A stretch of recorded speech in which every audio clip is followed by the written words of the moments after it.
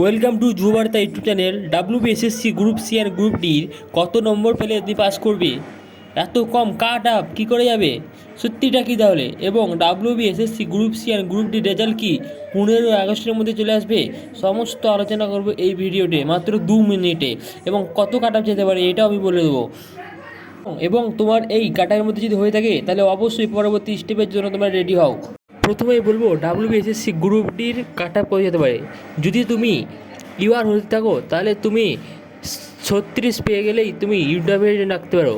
এবং তুমি যদি ওবিসি হও তাহলে 35, এবং তুমি যদি এসটি হও তাহলে 30, এবং যদি এসসি হও তাহলে 32। এই নম্বর থাকলেই অবশ্যই তোমরা ইন্টারভিউ ডাক পাবে এবং পরবর্তী স্টেপের জন্য তোমরা রেডি হও। এরপর বলবো ডাব্লিউবিএসএসসি গ্রুপ সি কাট আপ।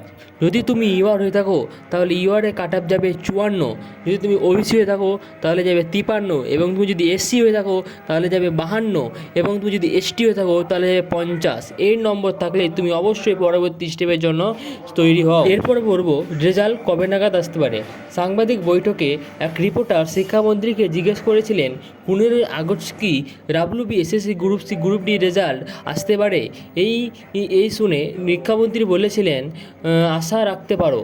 মানে তোমরা বুঝতেই পারছো যে 15 আগস্টের আসার চান্স অনেকটাই আছে। তাই তোমরা যাদের স্কোর ভালো আছে অবশ্যই পরবর্তী স্টেপের জন্য রেডি হও। রেজাল্ট দ্রুতই আসবে।